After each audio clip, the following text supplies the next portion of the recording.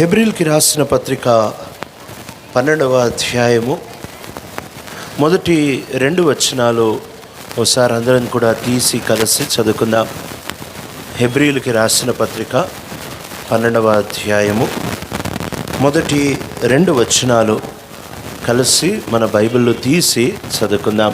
హెబ్రీయులకి రాసిన పత్రిక 12వ అధ్యాయము మొదటి 2 వచనాలు కలిసి చదువుకుందాం. Therefore, since we are surrounded by such a great cloud of witnesses, let us throw off everything that hinders and the sin that so easily entangles, and let us run with perseverance the race marked out for us.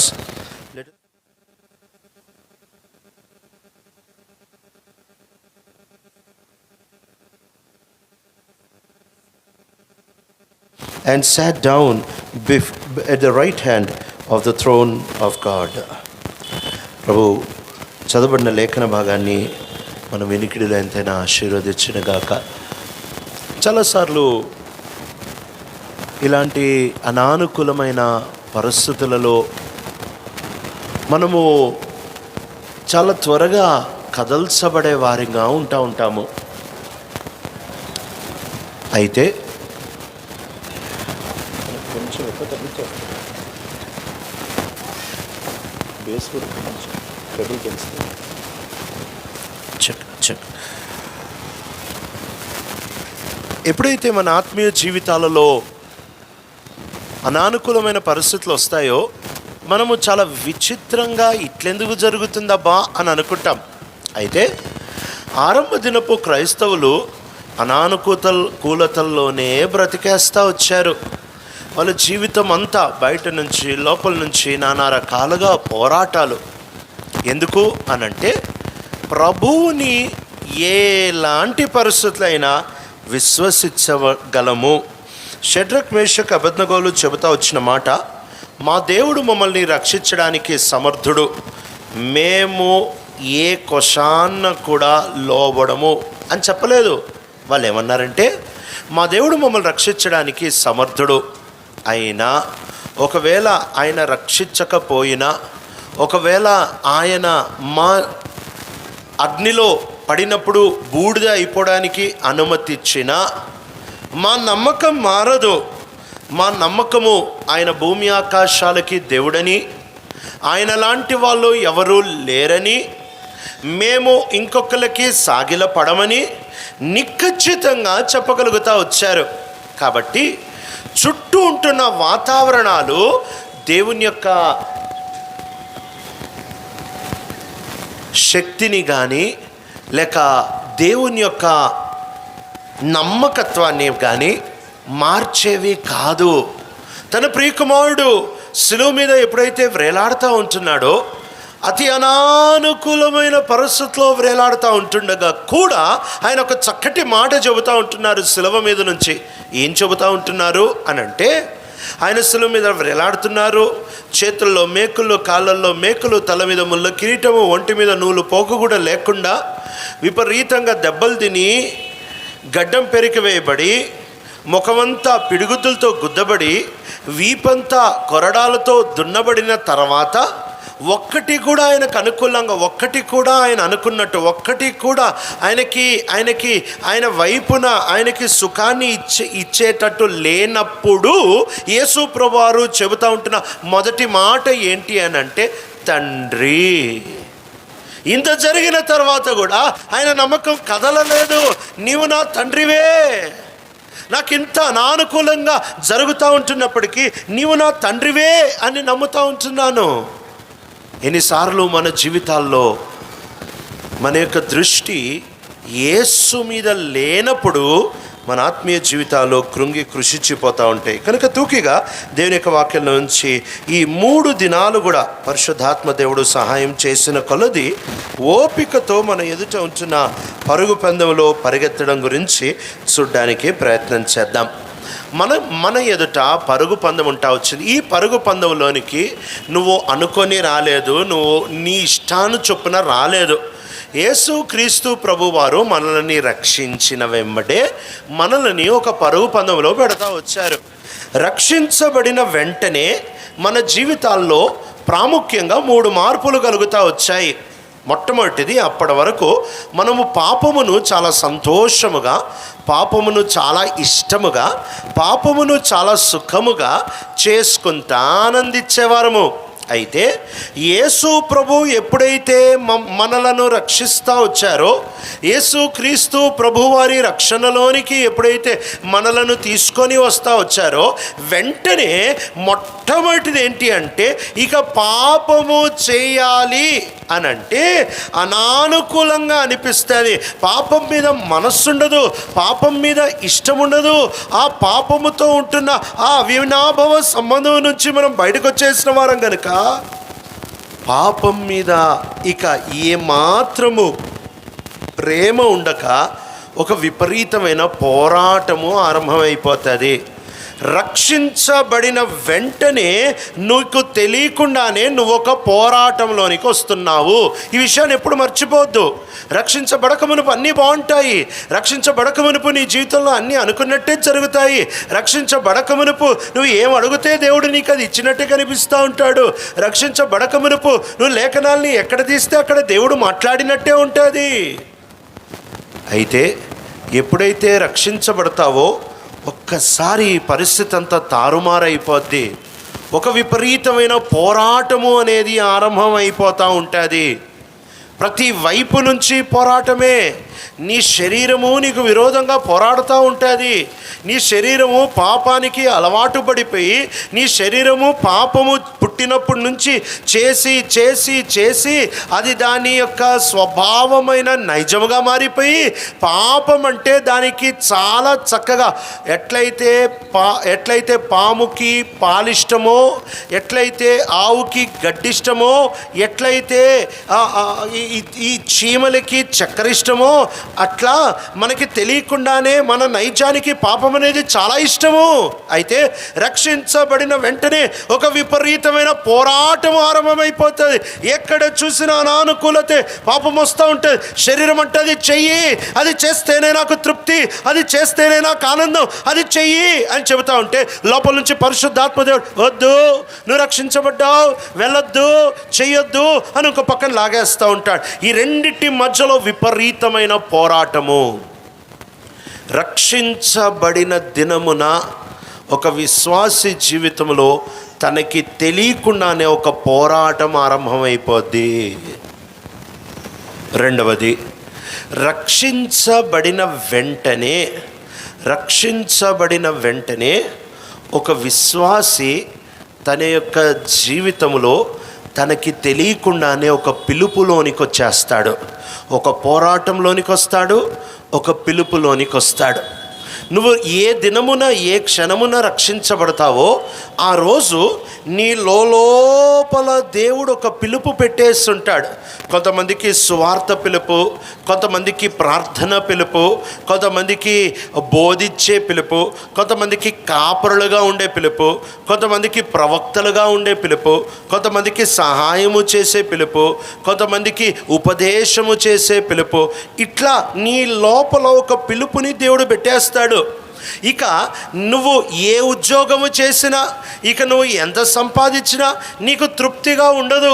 నీకు తెలియకుండానే నీ పిలుపు నిన్ను ఆకర్షించేస్తూ ఉంటుంది, నీ పిలుపు నిన్ను లాగుతూ ఉంటుంది. అందుకే రక్షించబడిన వెంటనే నీకు తెలియకుండానే దేవుని పని చేయాలి అనే ఆశ నీకెవరు చెప్పకుండానే, నీకెవరు నేర్పించకుండానే నీ లోపల పుట్టడం ఆరంభమైపోద్ది. నీ లోపల ఆ పిలుపు అనేది నిన్ను పిండేస్తూ ఉంటుంది. ఒకవేళ గనక స్వార్థ చేసే పిలుపు ఉంటే ఆ స్వార్థని తీసుకొని ఇల్లు వదిలిపెట్టి, కుటుంబాన్ని వదిలిపెట్టి, దేవుడు చెప్పిన ఊరుకు వెళ్ళి, దేవుడు చెప్పిన వారికి దేవుని ప్రేమని చెప్పేటప్పుడు ఎన్ని శోధనలు, ఎన్ని శ్రమలు, ఎన్ని కష్టాలు వచ్చినా, దేహము నలిగిపోతున్నా, అవమానానికి పాలైపోయినా కానీ ఈ పిలుపు ఆగదు. ఎంత తిట్టించుకున్నా, ఎంత కొట్టించుకున్నా సువార్థికుడు మళ్ళీ పోతానే ఉంటాడు. ఎన్ని ఇబ్బందులు, ఎన్ని కష్టాలు వచ్చినా ఒక బోధకుడు బోధ చేస్తానే ఉంటాడు. ఎన్ని ఆర్థిక ఇబ్బందులు వచ్చినా, ఎన్ని శ్రమలు వచ్చినా, ఎన్ని ఒత్తిడులు వచ్చినా ఒక కాపరి సేవ చేస్తానే ఉంటాడు. తన ప్రార్థనలకి జవాబులు రాకపోయినా, తాను అనుకున్నది జరగకపోయినా ఒక ప్రార్థనాపరుడు మళ్ళీ మళ్ళీ రాత్రింబవళ్ళు మోకాళ్ళ మీద ఉంటానే ఉంటాడు. ఒక్క క్షణాన్నను రక్షించబడితే నీ లోపల దేవుడు ఒక పిలుపు పెడతాడు. నీకు తెలియకుండా ఆ పిలుపు నిన్ను లాక్కొని తీసుకొని పోతూ ఉంటుంది. రక్షించబడిన వెంటనే నువ్వు ఒక పోరాటంలోనికి వస్తావు. రక్షించబడిన వెంటనే నీకు తెలియకుండానే ఒక పిలుపులోనికి వస్తావు. మూడవది, రక్షించబడిన వెంటనే నీకు తెలియకుండానే నువ్వు ఒక పరుగు లోపలికి వస్తావు. ఏం పరుగు అనంటే, అంతకుముందు పారిపోయే వాళ్ళము, పరుగులో లేని వారం మనము. అంతకుముందు దేవుడన్నా మనకి నచ్చకపోయినా, మనకి ఇష్టం కాకపోయినా, మనకు నొప్పి కలిగించినా, మనకు అవమానం తీసుకొని వచ్చినా దాని నుంచి పారిపోయే వారము. అయితే ఇప్పుడు పారిపోవట్లేదు, పరుగులోనికి వచ్చాము. పారిపోవడానికి పరుగుకి తేడా ఏంటి అనంటే, పారిపోవడము చేతగానితనాన్ని చూపిస్తుంది, పరుగు అనేది చేతైనతనాన్ని చూపిస్తుంది. పారిపోవడము అనేది నా వల్ల కాదు, నేనిక విరమించుకుంటున్నాను అని చూపిస్తుంది. పరుగు అనేది నేను ఇంతకు ముందు ఎలా కొనసాగానో ఇప్పుడు కూడా కొనసాగుతాను అని చూపించేది. పారిపోవడము అనేది భయముతో కూడింది, పరుగు అనేది ఆశతో కూడింది. పారిపోవడానికి గమ్యము లేదు, పరుగుకి గమ్యం ఉంది. పారిపోవడానికి దిశ లేదు, పరుగుకి దిశ ఉంది. పారిపోవడానికి బహుమానం లేదు, పరుగుకి బహుమానం ఉంది. పారిపోవడానికి క్రమశిక్షణ అవసరం లేదు, పరుగుకి క్రమశిక్షణ అవసరం. పారిపోవడానికి నియమాలు లేవు, పరుగుకి నియమాలు ఉంటాయి. పారిపోవడానికి సమయము లేదు, పరుగుకి సమయము ఉంటుంది. కాబట్టి నీకు తెలియకుండానే రక్షించబడిన వెంటనే ప్రభు నిన్నొక చక్కటి పరుగు పందెంలో పెట్టేస్తా వచ్చాడు. ఈ పరుగు పందెము రక్షించబడిన దినము నుంచి ఆరంభమైపోద్ది.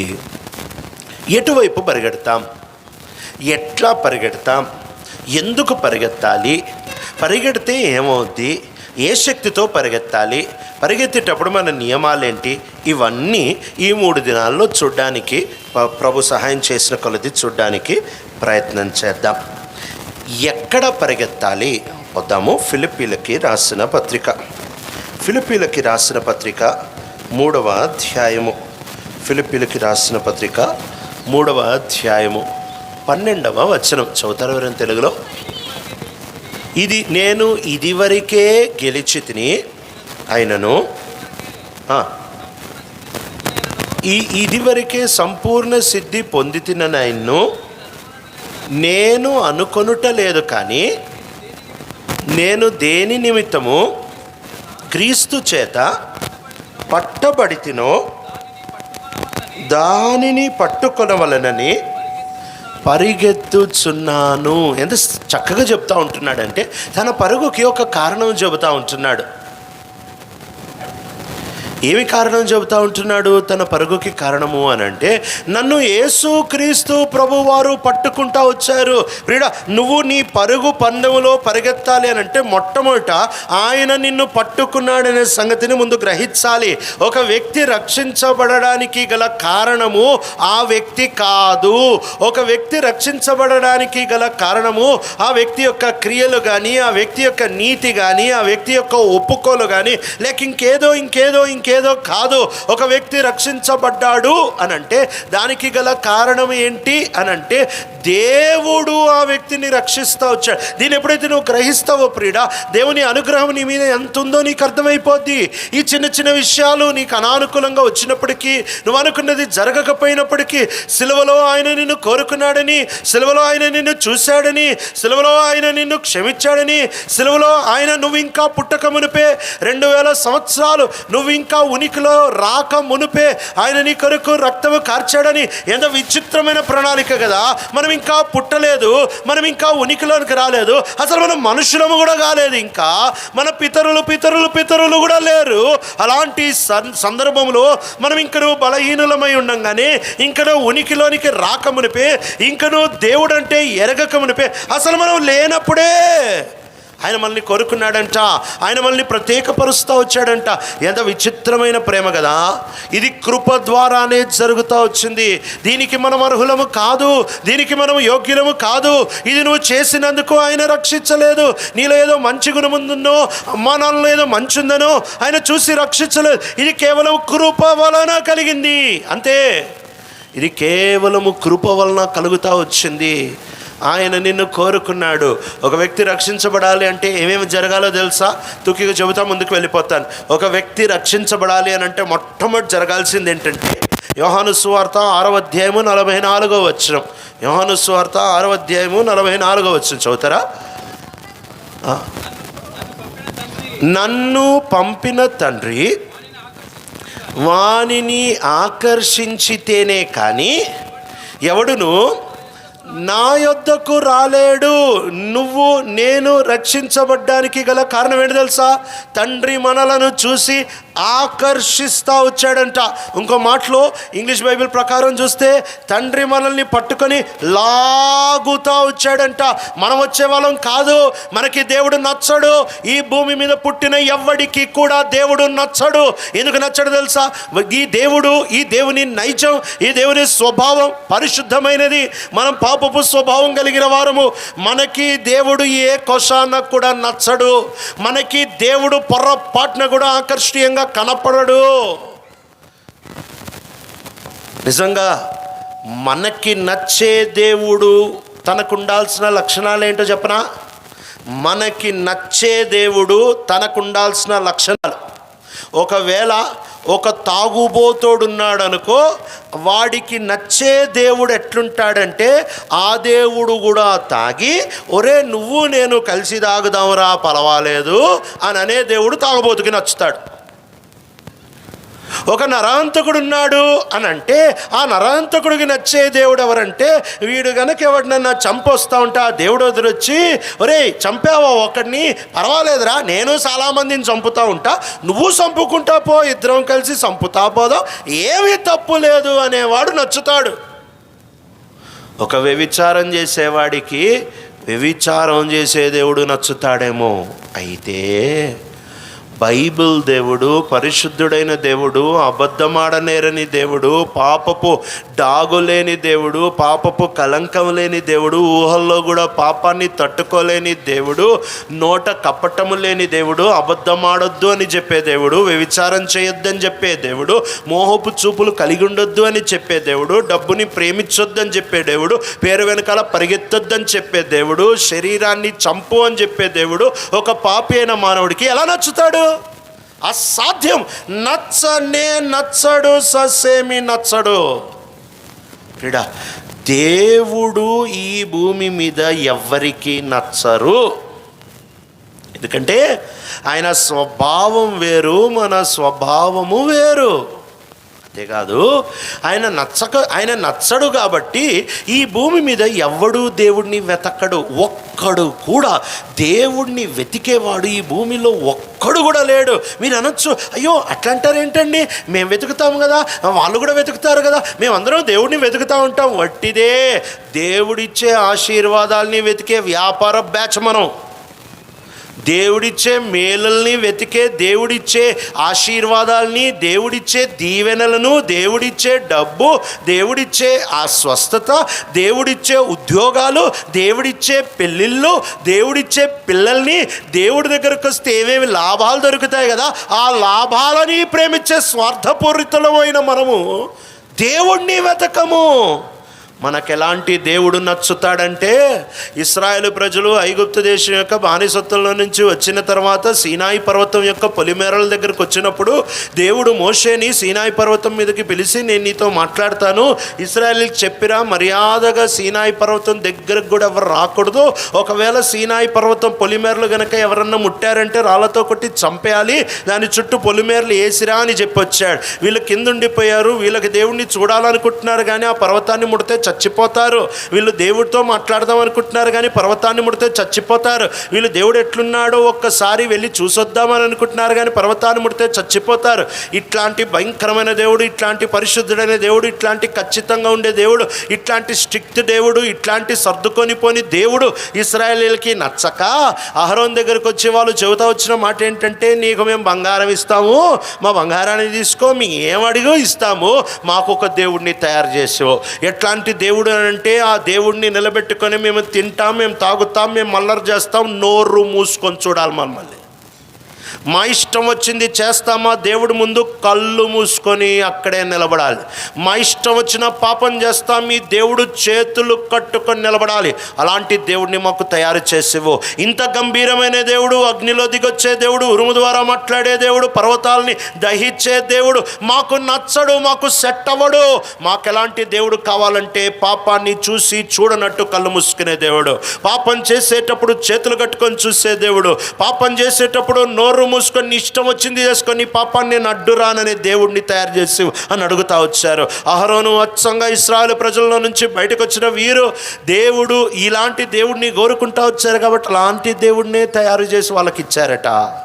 బంగారు దూడని తయారు చేసి ఎప్పుడైతే అహరోను వాళ్ళకి ఇస్తా వచ్చాడో, ఆ దూడను అక్కడే పెట్టి, బైబిల్ చెప్తా ఉంటున్నమాట, ఆ వాళ్ళు తయారు చేసుకున్న దేవుడిని అక్కడే పెట్టి, ఆ దేవుడు ముందే తిన్నారు, తాగారు, అల్లరి చేశారు. ఆ దేవుడు నోరు మూసుకొని ఉన్నాడు. ఇలాంటి దేవుడు నచ్చుతాడు? బైబిల్ దేవుడు భూప్రపంచంలో ఎవరికి నచ్చడు, ఏ క్రైస్తవుడు కూడా నచ్చడు, భక్తులకి కూడా ఆయన నచ్చడు, ఆయన నచ్చజాలడు, ఎవ్వరికి నచ్చడు ఆయన. ఎందుకంటే ఆయన వేరైన వాడు, ఆయన వింతైన వాడు, ఆయన సర్దుకొని పోడు, ఆయన రాజీ పడ్డు, ఆయన ఏమాత్రం ఏ మూలన కూడా మనకు అనుకూలంగా ఉండడు. మార్టిన్ లూథర్ అనే గొప్ప దైవజనుడు ఆయన అడుగుతూ వచ్చారు, how much do you love God? దేవుడిని ఎంత ప్రేమిస్తూ ఉంటున్నావు? మార్టిన్ లూథర్ గారు ఇచ్చిన జవాబు ఏంటి తెలుసా? Love God, I hate him so many times. దేవుడిని ప్రేమించడమా, నాకు ఆ దేవుడు అంటే చాలా అసహ్యం పడుతుంది. ఎందుకు అనంటే మన నైజం అట్లాంటిది. మనకి దేవుడు నచ్చడు, ఆయన చేసేవి నచ్చవు, ఆయన విధానాలు నచ్చవు. ప్రియుడా, అలాంటి మనల్ని తండ్రి అయిన దేవుడు ఆకర్షించాడట. ఎట్లా? బలవంతంగా లాగేశాడంతే. ఎంత ప్రేమ కదా, ఎంత వాత్సల్యత కదా. రెండవది, నువ్వు రక్షించబడ్డావు అనంటే, ఈ పరుగులోనికి వచ్చావంటే నువ్వు అనుకొని రాలేదు.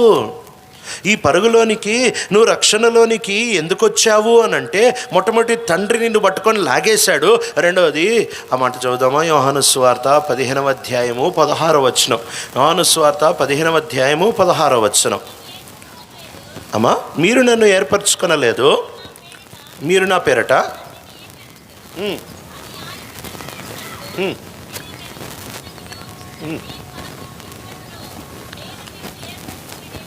మీ ఫలము నిలిచి ఉండుటకును నేను మిమ్ములను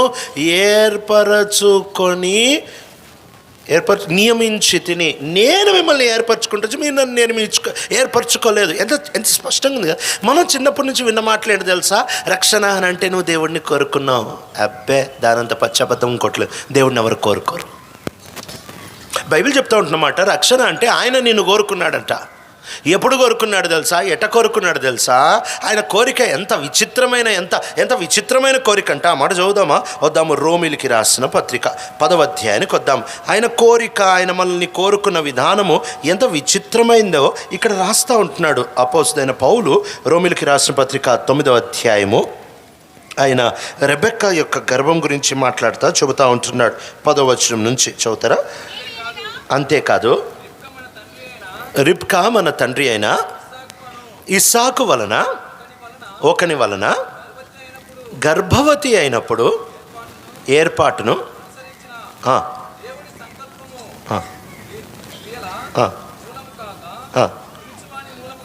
ఏర్పాటును అనుసరించిన దేవుని సంకల్ప చొప్పున క్రియల మూలముగా కాక ఏర్పాటు వల్లనే నిలకడగా ఉండు నిమిత్తము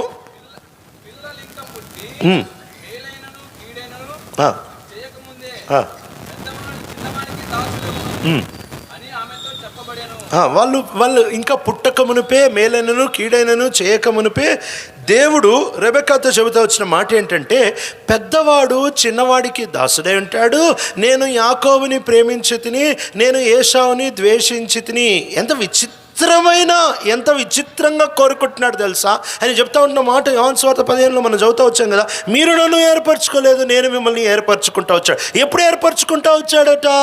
ఆయన ఎప్పుడు ఏర్పరచుకుంటా వచ్చాడు అని అంటే, ఇంకా భూమికి పునాదులు వేయబడక మునిపే. ఆకాశం లేదు, భూమి లేదు, చెట్లు లేవు, పుట్టలు లేవు, ఏమీ లేవు.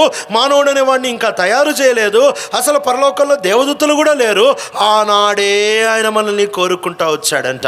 ఆయన కోరుకునేటప్పుడు ఇక్కడ రాయబడుతూ వచ్చిన మాట ఏంటంటే, రెబెక్కాకి 2 పిల్లలు ఉన్నారు. ఒకళ్ళు యాకోబు, ఒకళ్ళు ఏశావు. పెద్దోడు ఏశావు, చిన్నోడు యాకోబు. వాళ్ళు ఇంకా పుట్టలేదు. వాళ్ళు పుట్టక మునుపు వాళ్ళు ఇంకా మంచైనను కీడైనను చెయ్యక మునుపు దేవుడు చెప్తా ఉంటున్న మాట ఏం తెలుసా? నాకు పెద్దోడొద్దు, చిన్నోడు కావాలా. ఇది వినేటప్పుడు ఎంత విచిత్రంగా ఉంటుంది కదా.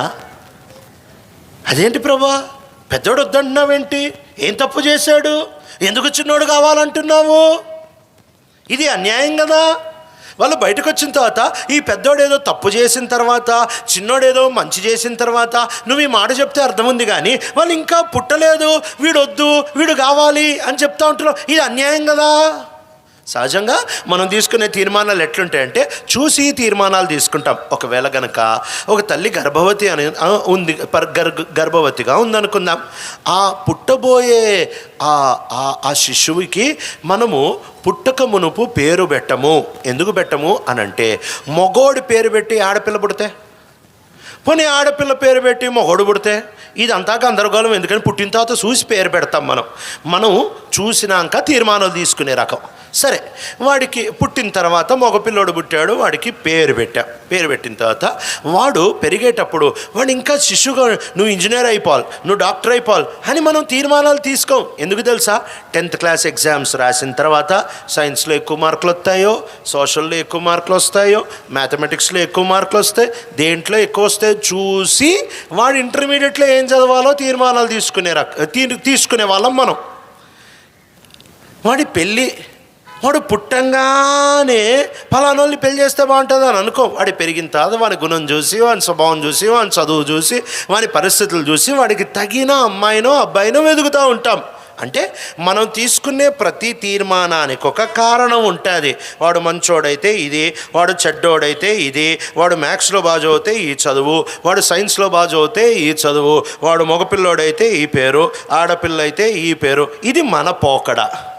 అయితే బైబిల్ చెప్తున్న మాట ఏంటి తెలుసా? వాళ్ళు ఇంకా పుట్టలేదంట, వాళ్ళు ఇంకా మేలైనను కీడైనను చేయలేదట. ఏమీ చేయనప్పుడే దేవుడు అంటున్నాడు, నేను పెద్దోడిని కోరుకోలేదు, నాకు వద్దు, నాకు చిన్నోడు కావాలా. ఇది ఎంత అన్యాయం కదా. ఇదెంత అన్యాయం కదా. మనకే అన్యాయం అనిపిస్తుందా?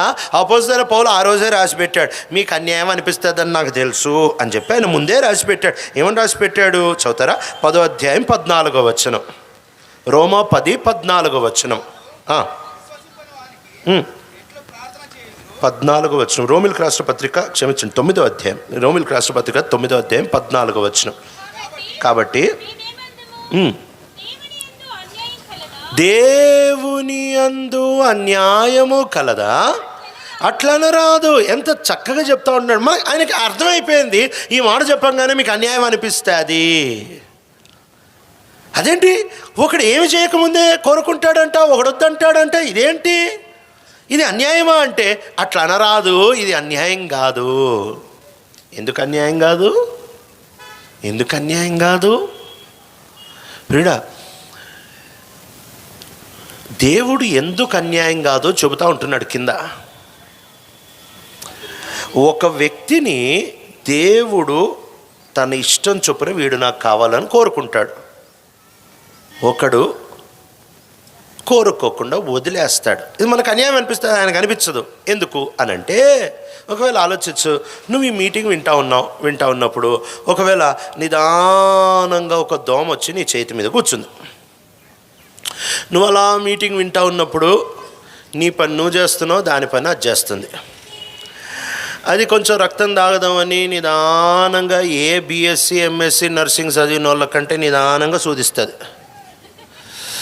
గుచ్చి నువ్వు వాక్యం వింటానే ఉంటావు, నీకు అసలు అర్థం కూడా కాదు. అది నిదానంగా కడుపు నింపుకుంటూ ఉంటుంది, నువ్వు అలా చూస్తూ ఉంటావు. అకస్మాత్తుగా ఏదో రాసుకుందామని తల కిందకి అనేటప్పటికి నీ చేతి మీద దోమ కూర్చొని ఉంటుంది. వెంటనే నీ లోపల ఇక మెసేజ్ ఆగిపోతుంది, ఇక తల కిందకి దించుతావు, ఇక్కడ ఏం చెప్పేది అంతా పైకి వెళ్ళిపోతూ ఉంటుంది. ఇక నీ దృష్టి అంతా దోమ మీద పెడి, 2 కళ్ళు దోమ మీద పడుతూ ఉంటాయి, 2వ చేయి నిదానంగా లేస్తుంది, ఒక స్కెచ్ చేస్తూ ఉంటావు. దీన్ని పట్టి కొట్టి చంపి నలిపేసి పిండి అవతల బారేయాలి.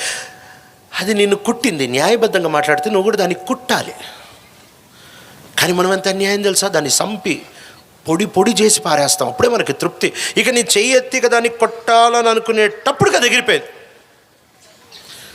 ఇంకో 2 నిమిషాలు నీకు వర్తమానం ఎక్కదు, నీ బాధ అంతా అయ్యో తప్పిపోయింది దాని కక్ష, దాంతో పనులు కొరుక్కుంటా కూర్చుంటావు.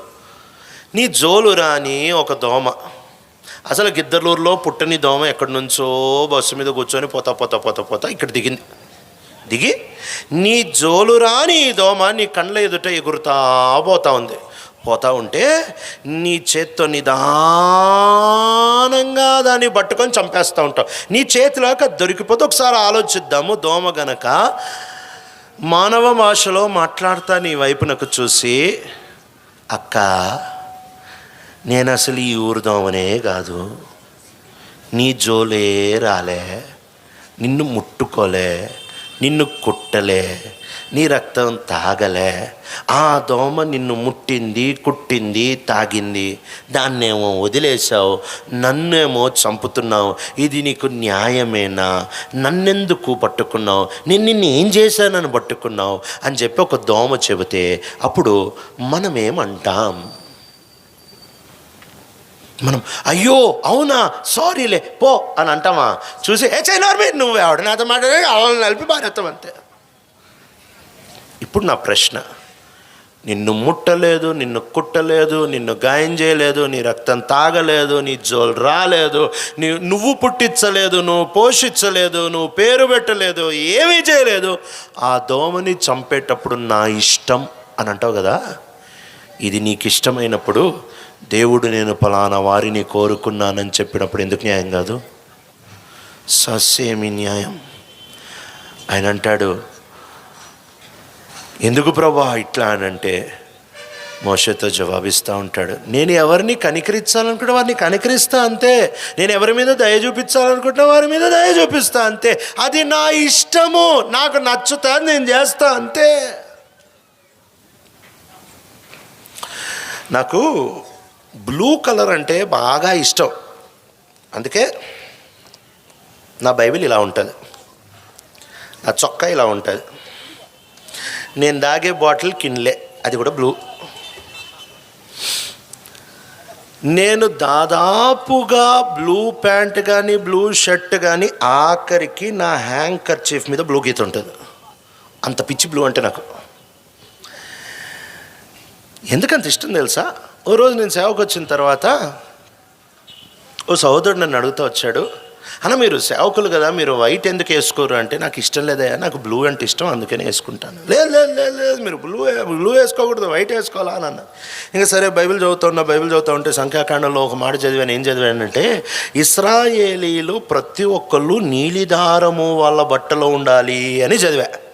బ్లూ కలర్ తాడు వాళ్ళు ఖచ్చితంగా కట్టుకోవాలని చదివా. అప్పుడు ఇక ఆ రోజు నుంచి నన్ను ఎవరైనా అడిగితే బైబిల్ ప్రకారం ఖచ్చితంగా మాట్లాడితే నువ్వు బ్లూ వేసుకోవాలి, నేను వైట్ కాదు అని మొదలుపెట్టా. మెట్టుకి అది ఇశ్రాయేల్కి రాశారు కానీ అక్కడ బ్లూ అని రాసినందుకు నేను బ్లూ వేసుకోను. నాకు బ్లూ నచ్చుతుంది కాబట్టి నేను బ్లూ వేసుకుంటా. నాకు బ్లూ ఎందుకు నచ్చుతుంది చెప్పనా? నాకు కూడా తెలీదు, నిజం.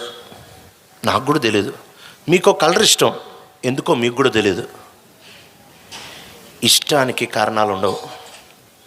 ఈరోజు ఇక్కడ కూర్చొని ఉన్నామంటే ప్రియులారా, రక్షించబడ్డామంటే దేవుడికి ఇష్టమైంది అంతే. ఇక దానికి రెండవ కారణము లేదు. మనం ఆయనని కోరుకోలేదు, ఆయన మనలను కోరుకుంటా వచ్చాడు. ఆయనే మనల్ని ఆకర్షిస్తూ వచ్చాడు, ఆయనే మనల్ని కోరుకుంటా వచ్చాడు. అక్కడతో ఆగట్లేదు. వద్దాము యోహాను సువార్త 16వ అధ్యాయము 9-10 వచనాలు, లేక 8వ వచనం నుంచి చదువుతలే. ఆయన వచ్చి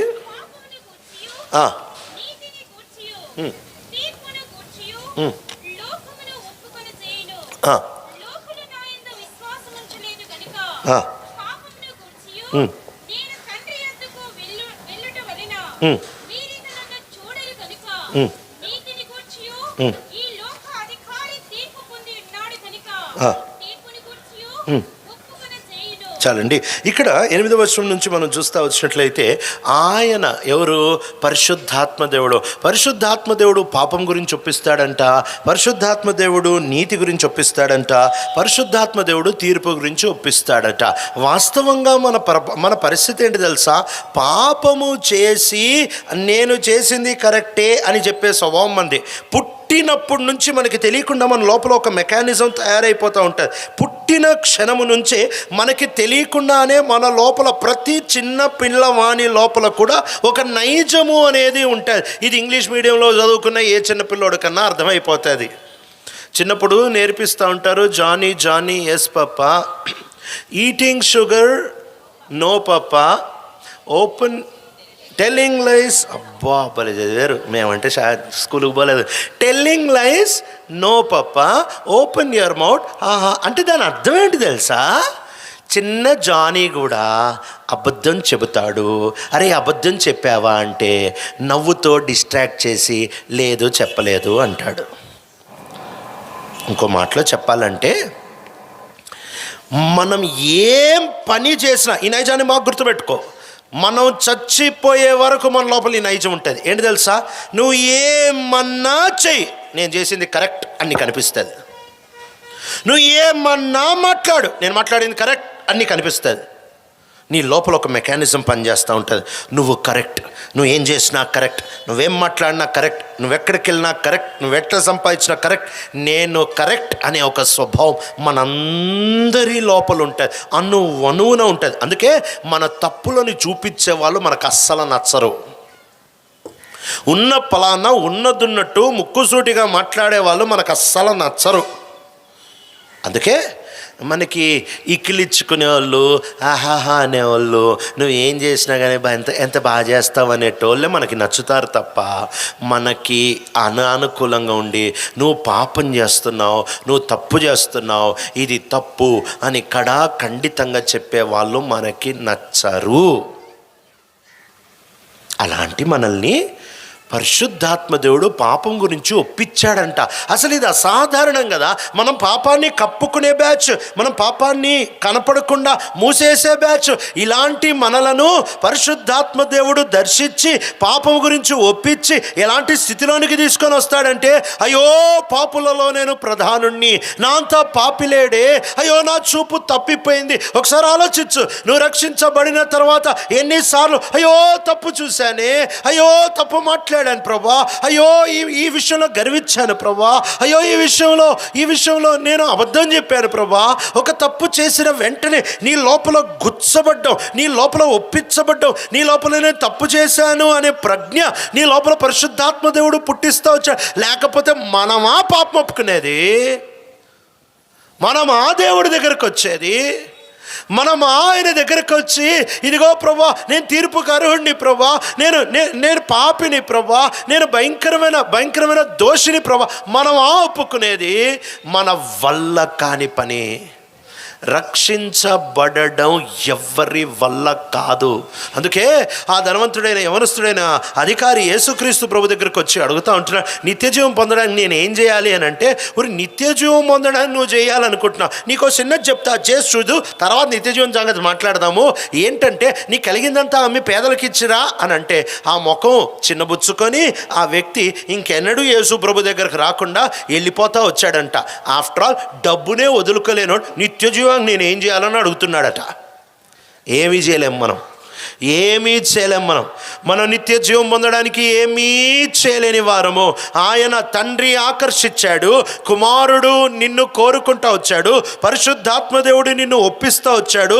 ఈ త్రిత్వమైన దేవుడు, తండ్రి అయిన దేవుడు, కుమారుడైన దేవుడు, పరిశుద్ధాత్మదేవుడు శిలువ బలి యాగము అనే ఈ అద్భుతమైన స్వార్థని నీకు వినిపింపచేసి ఆయన నీ యొక్క శిక్ష అంతటిని శిలువ మీద తీసుకున్నాడని, నీ యొక్క దోషమంతటిని ఆయన వహించాడని, ధర్మశాస్త్రం యొక్క శాపానికి ఆయన గురయ్యాడని, నీ మరణాన్ని ఆయన రుచి చూశాడని, నీ శిక్ష యావత్తును ఆయన మోసాడని, నీ పాప భారం అంతటిని ఆయన మోసాడని, తండ్రి యొక్క ఉగ్రతకి నీ బదులు ఆయన నిలబడ్డాడని, ఇంకో మాటలో నీ స్థానములోనికి ఆయన పూర్తిగా వచ్చాడు అనే ఈ సువార్త నీ దగ్గరికి తీసుకొని వచ్చారు. ప్రియుడా, ఈ అద్భుతమైన సువార్త, ఈ మనిషికి అర్థం కాని సువార్త, ఎంత విచిత్రమైన సువార్త అంటే, ఈ సువార్త చేసేటప్పుడు రెండు విషయాలు, ఒక సువార్తికుడు రెండు విషయాలు గుర్తుపెట్టుకోవాలి. ఒకటి, ఆ సువార్త చెప్పినప్పుడు ఒకవేళ విని నచ్చకపోతే వాడనే మాట ఏంటి తెలుసా, ఒరే ఇది వెర్రితనంరా, నువ్వు ఒక వెర్రోడివిరా. ఒకవేళ దేవుడు ఒప్పిస్తే వాడనే మాట ఏంటంటే, ఇది దేవుని శక్తి. సువార్త అంత విచిత్రమైన, విడ్డూరమైన, వింతైన కథ, ఇంకో మాటలో వెర్రి కథ ప్రపంచంలో నమ్మడానికి ఇంకోటి లేదు. ఒకసారి ఆలోచించు. దారంబడబోయేవాడిని ఆపి, బాబు నీతో 3 నిమిషాలు మాట్లాడినా అంటే, చెప్పండి సార్ అని అంటాడు. ఇస్రాయేలు అని ఒక దేశం ఉందిరా అని అంటే, నువ్వు వెళ్ళావా సార్ అని అంటాడు. చెప్పేది ఏంట్రా, నేను పోలే కానీ ఆ దేశం సంగతి మనకి ఎందుకు సార్, 3 నిమిషాలు మాట్లాడుకుని వింటావా, నేను చెప్తా నీకు. సరే సార్ చెప్పు సార్. ఇస్రాయేల్ అని ఒక దేశం ఉంది. సరే, 2000 సంవత్సరాల క్రితం నువ్వు చూసావా సార్, నీకేట తెలుసు సార్, ఆ దేశానికి పోలే అంటున్నావు. ఈరోజు కథ, నిన్నటి కథే మనకు చక్కగా అర్థం కావట్లే, 2000 సంవత్సరాల క్రితం కథ ఎందుకు సార్, నాకు 3 నిమిషాలు ఇవ్వరా నాయన అని చెప్పాను. నోరు తెరవబాకు, వినరాదు నేను చెప్పేదంతా నీకు. చెప్పు సార్. 2000 సంవత్సరాల క్రితం ఇశ్రాయేలు దేశంలో ఒక వడ్రంగి కుటుంబంలో ఒక ఆయన పుట్టాడు. దాంట్లో వింతే ఉంది సార్, వడ్రంగోడు ఉన్నాడని నీకేట తెలుసు సార్. నువ్వు పోలేదంటున్నావు, నువ్వు చూడలే అంటున్నావు, 2000 సంవత్సరాల క్రితం అంటున్నావు. ఆయన కొడుకు పుట్టాడని నీకెట తెలుసు. అరే ఆయనకు పుట్టలేదురా, కన్యక గర్భాన్న కొడుకు పుట్టాడు. చెవులో పెట్టు సార్ కాలీఫ్లవర్. కన్యక గర్భాన్న కొడుకు పుట్టడం ఏంటి సార్, మీరు మరీ విచిత్రం. కోతి నుంచి మనిషి వచ్చాడంటేనే నమ్మడం కష్టంగా ఉంటే, కన్యక గర్భాన్ని నుంచి కొడుకు పుట్టాడని నమ్మడం భలే చెప్తున్నావు సార్. నీ స్టోరీ చెవులో కాలీఫ్లవర్ పెట్టినట్టుంది, కాలీఫ్లవర్ పెట్టినట్టు ఏమి నమ్ముతాం సార్ నీ స్టోరీ. అరే 2-3 నిమిషాలు వినరా నాయన, కథ అంతా ముగిచ్చిరి. చెప్పు సార్, నేను మాట్లాడలే ఇంకా. చెప్పు సార్. 2000 సంవత్సరాల క్రితం ఇశ్రాయేలు అనే దేశంలో వడ్రంగి కుటుంబంలో యేసు అని ఒక ఆయన పుట్టాడు, కన్యక గర్భాన్న పుట్టాడు. ఆయన ఒక్క తప్పు కూడా చేయలేదు. నేను మాట్లాడకూడదు అనుకున్నాను సార్, కానీ మరి అని విచిత్రాలు చెప్తున్నారు సార్ మీరు అన్నీ. ఒక తప్పు చేయలేడు ఎట్టుంటాడు సార్, ఒక అబద్ధం ఆడినోడు, ఒక మోహం చూపులు చూడన్నాడు ఎట్టుంట. రే 3 నిమిషాలు ఎవరా నాకు, 3 నిమిషాలు రాదురా. సరే సార్ చెప్పు సార్. ఇశ్రాయేల్ దేశంలో 2000 సంవత్సరాల క్రితం వడ్రంగి కుటుంబంలో కన్యక గర్భాన యేసు అని ఒకడు పుట్టాడు. ఆయన ఒక్క తప్పు కూడా చెయ్యకుండా బ్రతికాడు. సరే సార్ చెప్పు. ఆయనని సిలువ మీద వేసి నిర్దాక్షిణ్యంగా చంపేశారు. అయ్యో అవునా సార్, మీకు ఎలా తెలుసు సార్? ఏం రాదు. చనిపోయిన ఈయనని పాతి పెట్టిన తర్వాత 3వ దినాన ఆయన తిరిగి లేచాడు. ఇది టూ మచ్ సార్. గంపెడు కాలీఫ్లవర్ షోలో పెట్టినట్టుంది. కన్యక గర్భాన్ని పుట్టాడు, చచ్చిపోయి తిరిగి లేచాడండి. ఏదన్నా చెప్తారు సార్ మీరు. ఒక్క మాట చెప్తా, ఇన్రాదురా చెప్పండి సార్. నువ్వు పాపివన్నీ ఒప్పుకొని యేసు ప్రభు దగ్గరకు వచ్చి ఆయనని రక్షకుడిగా నువ్వు గనక ఒప్పుకుంటే, ఆ రోజు 2000 సంవత్సరాల క్రితం ఆ వడ్రంగి కుటుంబంలో పుట్టిన యేసు అనే ఆయన చిందించిన అద్భుతమైన రక్తం ఈరోజు నీ దగ్గరకు వచ్చి నీ ఆత్మని కడిగి నిన్ను పరిశుద్ధుడిగా చేస్తుంది. ఆ వ్యక్తి లేచి నిలబడతాడు. నీకో నమస్కారం సార్, నీ అంత ఎర్రి కథ ఇప్పటి వరకు వెళ్ళలేదు సార్. ఇది వాస్తవం. సువార్త అంత వెర్రి కథ ఇంకోటి లేదు. అయితే ఈ వెర్రితనాన్ని పరిశుద్ధాత్మ దేవుడు ఆ దేశం చూడకపోయినా, ఆ కాలంలో లేకపోయినా, ఆ యేసుని మనం ముట్టకపోయినా విశ్వసించడానికి హృదయంలో ఒప్పుకోలు పుట్టించాడు. అందుకే మనం నమ్మాం, అది దేవుని శక్తిగా మారింది. అందుకే ఇది వెర్రితనం అంటారు. వాస్తవంగా మెదడుతో గనక సువార్త వింటే, నీ మనస్సుతో గనక సువార్త వింటే, నీ పంచేంద్రియాలతో సువార్తను అర్థం చేసుకుందాం అనుకుంటే, నువ్వు గనక నీ మృతతుల్యమైన ఆత్మీయ మృతతుల్యమైన స్థితిలోనే సువార్తని నువ్వు స్వీకరిద్దాం అనుకుంటే, నువ్వు చెయ్యగలిగిన పనంతా ఏంటంటే ఇదొక వెర్రి వార్త, ఇది వెర్రితనం, ఇది పచ్చి వెర్రితనం అని చెప్పడం తప్ప నువ్వు ఇంకేమీ చేయలేవు.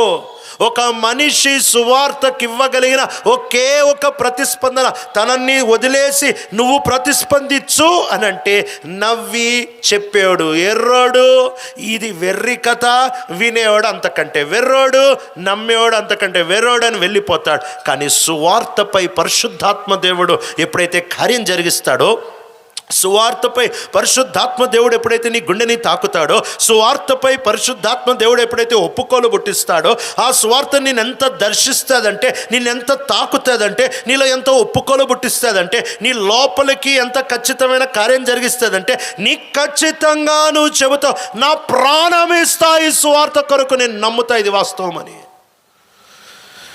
ఇది అసాధారణమైన కోరిక కదా.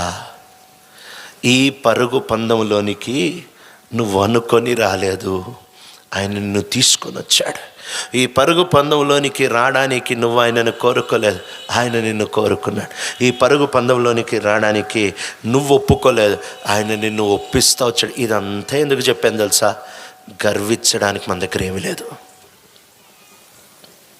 అందుకే కొరింథీయులకు రాసిన మొదటి పత్రిక 1వ అధ్యాయము 29-30 వచనాల్లో ఆయన చెబుతూ ఉంటున్న మాట, యేసుక్రీస్తు ప్రభువారు మన కొరకు నీతి, మన కొరకు విమోచన, మన కొరకు జ్ఞానము, మన యొక్క పవిత్రత అయిపోతూ వచ్చాడు. అతిశయించేవాడు దేవుని యందు తప్ప మరి అతిశయించడానికి ఇంకా వేరే ఏ కోశాన కూడా వీలే లేదట. He who boasts let him boast in the Lord alone. దేవునిలో తప్ప అతిశయించడానికి మన దగ్గర ఏమీ లేదు. ఈనాడు నువ్వు ఈ పరుగు పందెంలోనికి వచ్చావంటే, ఎవ్వరూ రాలే నీ పరుగు పందెంలోనికి. ప్రియుడా, నువ్వు అనుకొని రాలేదు. ఆయన తన మహాకృపని బట్టి తీసుకొని వచ్చాడు. ఆయన తన కనికరాన్ని బట్టి మనల్ని తీసుకొని వస్తూ వచ్చాడు. కాబట్టి రక్షించబడిన వాడు ఏ నాటికైనా వెనక్కి చూసినప్పుడు అతిశయించడానికి ఏమీ లేదు. ఇది కేవలము నీ కృపావరమే. ఎఫెసీయులకు రాస్తూ ఉంటాడు కదా 1వ అధ్యాయంలో 2వ అధ్యాయంలో, praise God for his inexpressible gift. Yesu Kristu ప్రభు అని వర్ణనాతీతమైన బహుమానం బట్టి దేవునికి స్తోత్రం అని చెబుతూ ఉంటాడు. దీనికి మనం అర్హులం కాదు, దీన్ని స్వీకరించడానికి మనం ఏమి చేయలేదు. ఆయన ఒప్పించాడు, ఆయన ఆకర్షించాడు, ఆయన లాగాడు, ఆయనే మనల్ని రక్షిస్తూ వచ్చాడు. ఆ మాట చదువుదామా? యెషయా గ్రంథము 43వ అధ్యాయం 12వ వచనం. యెషయా గ్రంథం 43వ అధ్యాయం 12వ వచనం చదువుతారు ఎవరు? ప్రకటించువాడను నేనే, రక్షించిన వాడను నేనే, దాన్ని గ్రహింపజేసిన వాడను నేనే. ఏ అన్య దేవతలు మీలో నుండి ఉండలేదు, నేనే దేవుడను, మీరే నాకు సాక్షులు. ఇదే యెహోవా వాక్కు. ఎంత చక్కగా చెప్తున్నాడు తెలుసా? ప్రకటించింది ఆయనే అంట, రక్షించింది ఆయనే అంట, అర్థం చేపించింది ఆయనే అంట. ఎజెకియెలు గ్రంథము 36వ అధ్యాయము 25, 26, 27 వచనాలు చదువుతారా? ఎజెకియెలు గ్రంథం 36వ అధ్యాయం 25, 26, 27 వచనాలు.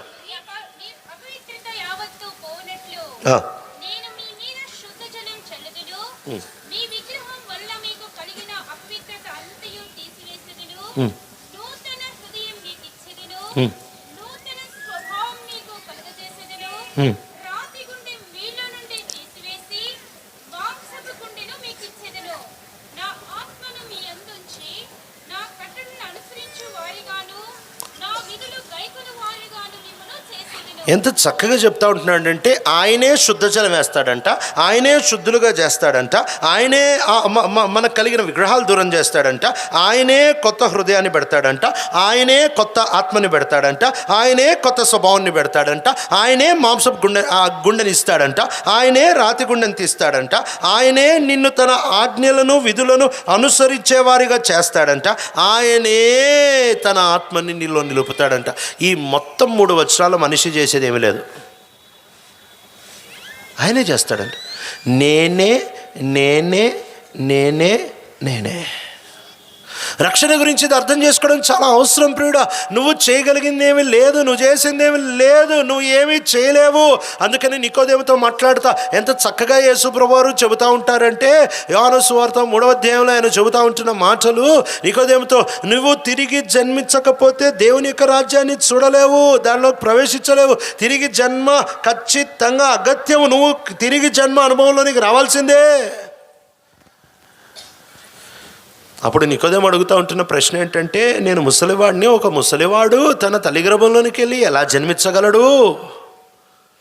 ప్రియుడా, ఎట్లయితే పుట్టడానికి నువ్వు ఏమీ చేయలేవో, పుట్టడానికి నువ్వు ఏమీ చేయలేదో, పుట్టే సమయం నీకు తెలియదో, అట్లానే రక్షించబడడానికి నువ్వేమీ చేయలేవు, రక్షించబడడానికి నువ్వేమీ చేయలేదు. రక్షణ అనేది యెహోవా వశం అని సామెతలు చెప్తుంది. ఈనాడు గర్వించడానికి మన దగ్గర ఏమీ లేదు, ఏ కొశాన్న ఏ మూలను కూడా గర్వించడానికి మన దగ్గర ఏమీ లేదు.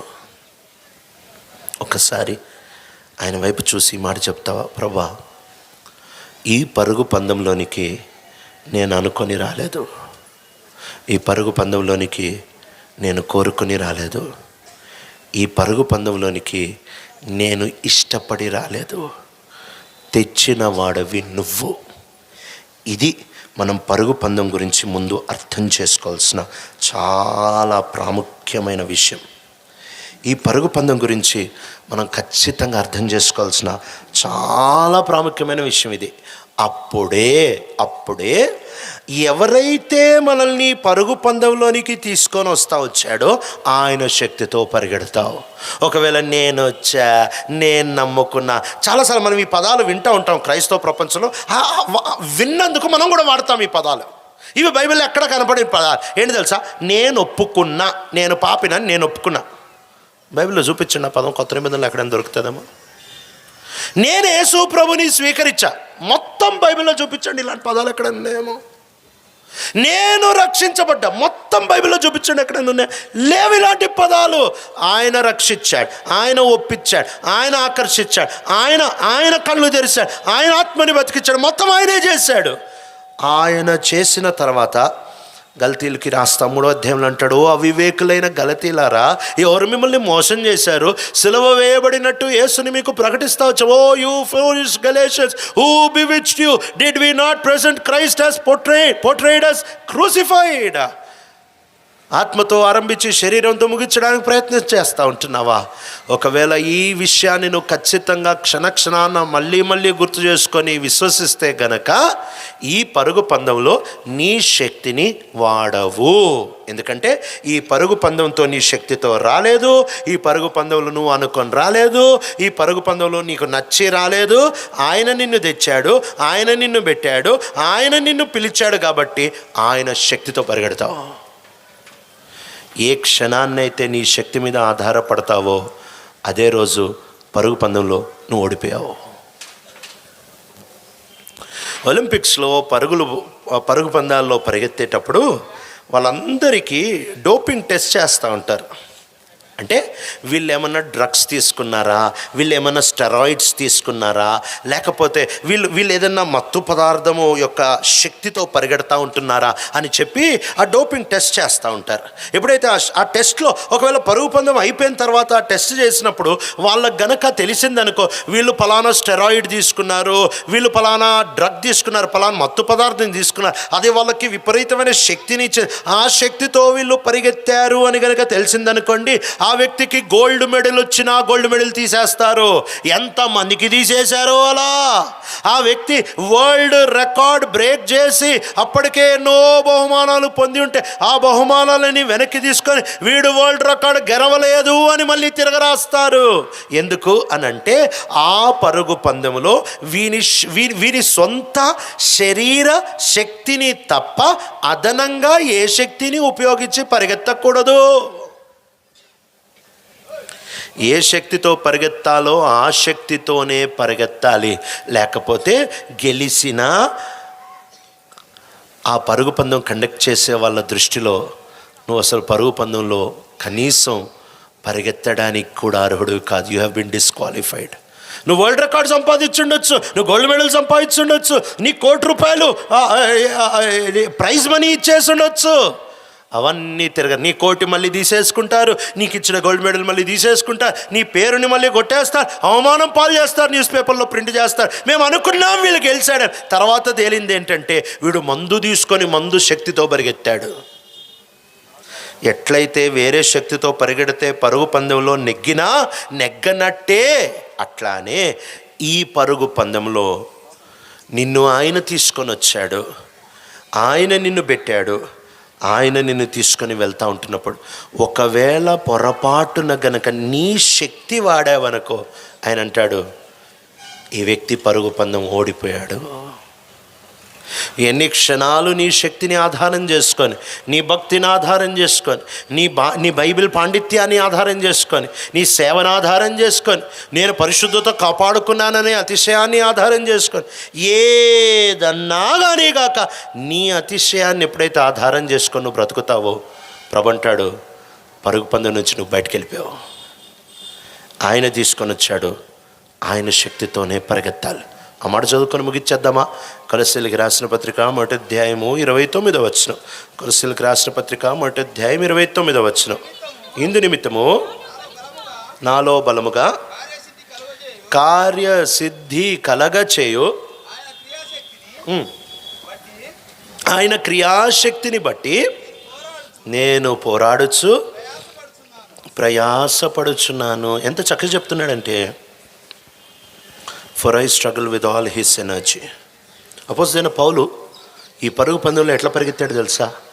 నాలో కార్యమును సాధించు తన క్రియాశక్తిని బట్టి.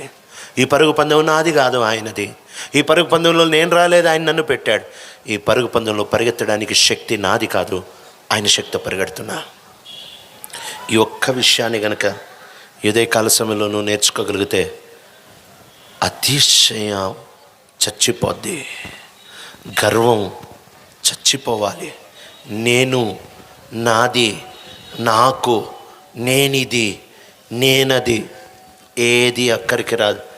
ఏ దేవుడు కృపతో రక్షించాడు, ఏ దేవుడు కృపతో పిలిచాడు, ఏ దేవుడు కృపతో నిన్ను ప్రత్యేక పరుస్తూ వచ్చాడు, ఏ దేవుడు నిన్ను పరుగు పందెంలో పెట్టాడు, ఆ దేవుని శక్తితోనే పరిగెత్తాలి. అప్పుడే ఓపికతో చివరి వరకు నిలబడతావు. ప్రార్థన చేసుకుందాం.